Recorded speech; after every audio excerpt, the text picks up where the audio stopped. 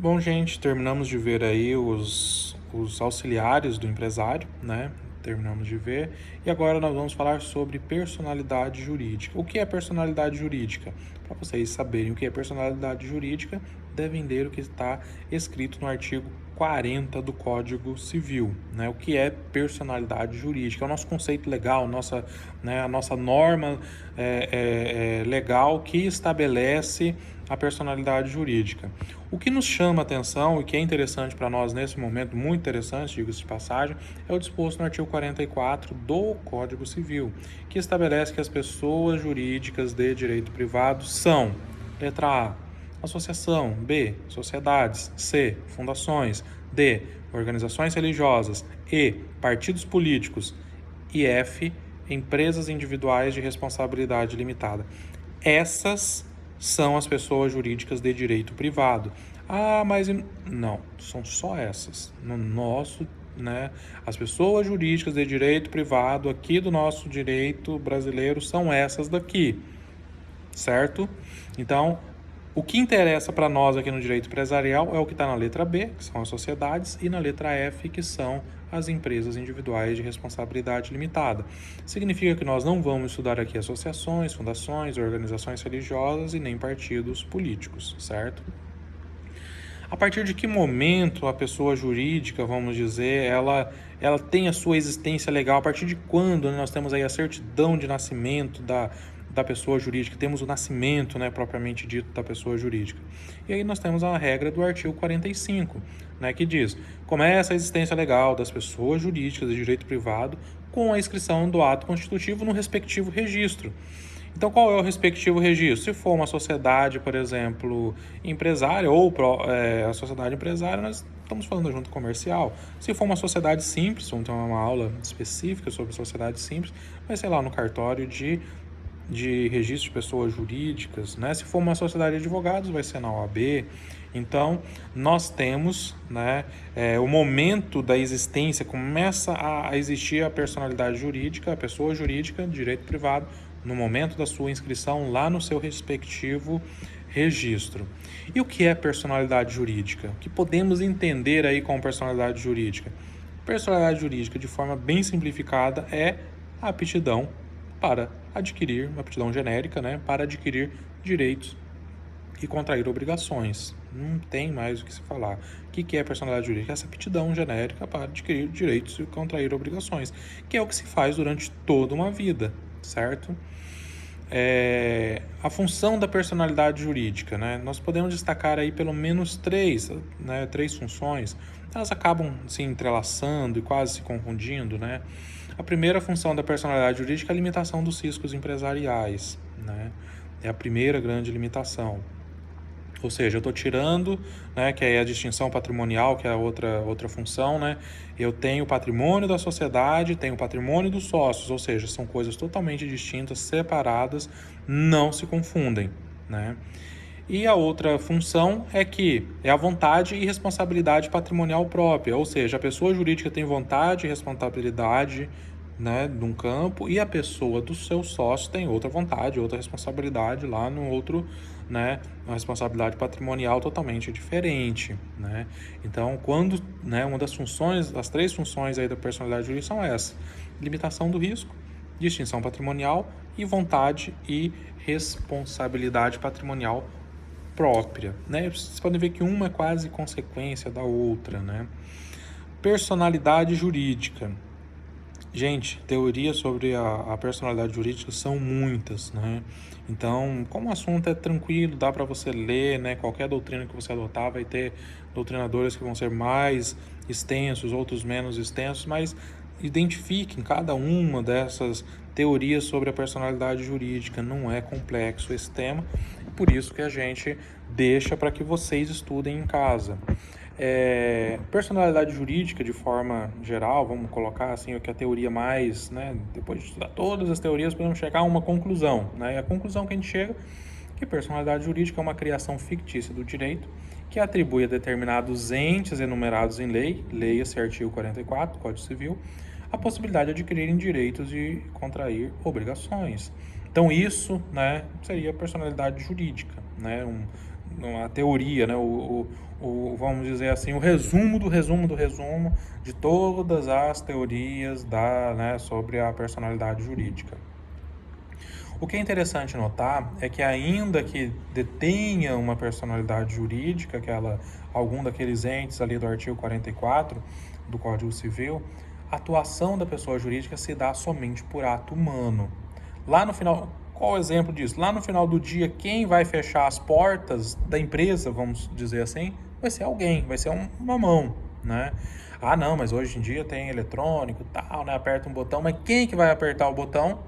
Também vai ser uma mão humana, certo? Não tem como a pessoa jurídica por si só se mover sozinha, precisa de um ato humano. E esse ato humano é praticado por meio dos órgãos sociais, conforme estabelecido no ato constitutivo, ou os administradores, ou os diretores, enfim.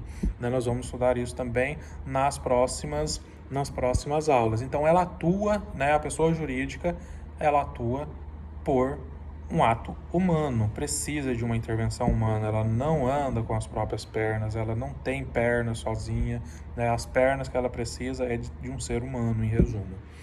As consequências da personificação. A primeira grande consequência da personificação é justamente aquela prevista no artigo 1155 do Código Civil, que é o nome, né? O nome próprio, ela passa a ter um nome.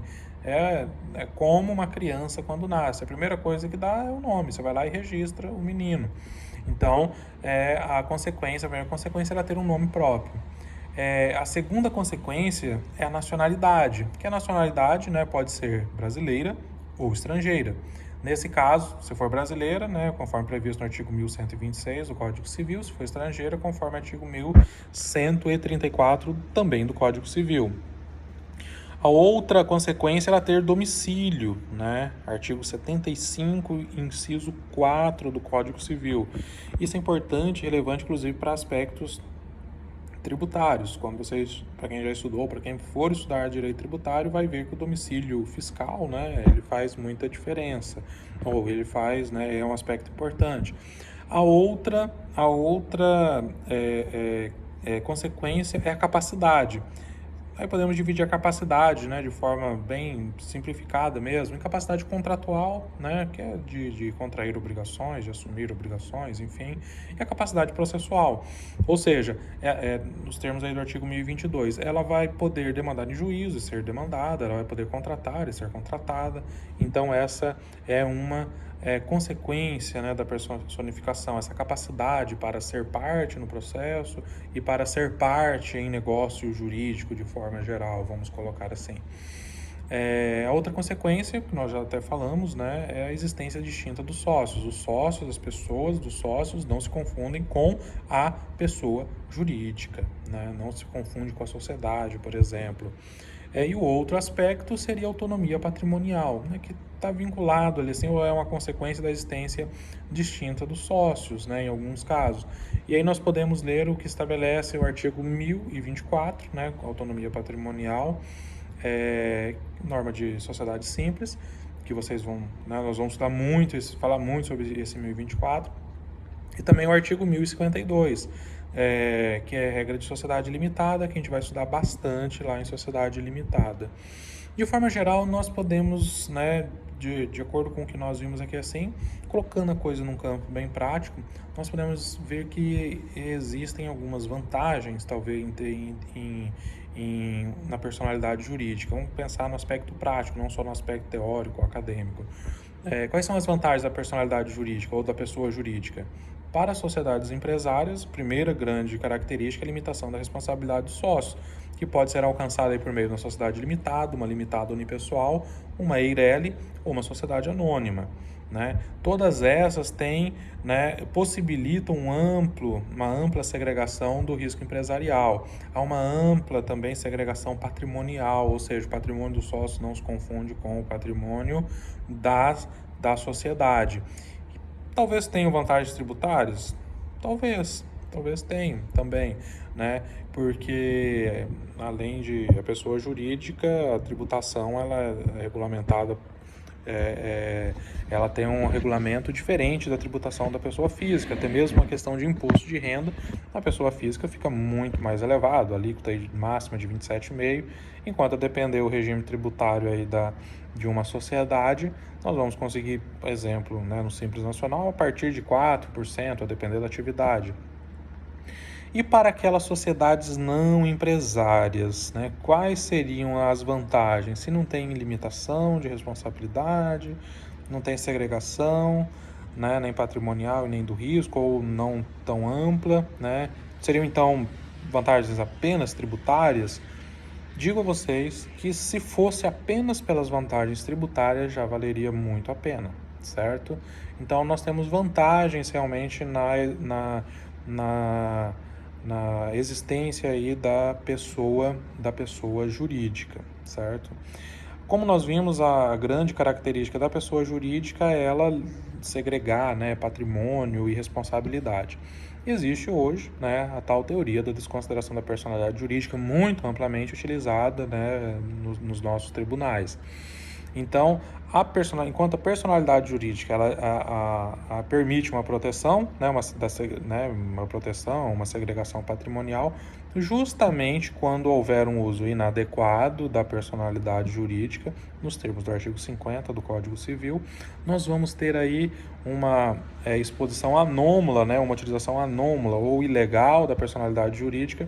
Nós temos a desconsideração da personalidade jurídica, ou seja, eu tiro todos esses efeitos de segregação, de proteção patrimonial, desconsidero essa estrutura jurídica e atinjo o patrimônio dos sócios. Sobre teoria da desconsideração da personalidade jurídica, é interessantíssimo ler várias doutrinas, certo? Desde lá os seus primórdios, né? Quais são aí os requisitos para a desconsideração da personalidade jurídica estabelecidos no artigo 50, que foi recentemente, inclusive, alterado pela Lei da Liberdade Econômica? São pelo menos 4: fraude, abuso de personalidade, desvio de finalidade e confusão patrimonial, todos muito bem agora delimitados aí no artigo 50 do Código Civil.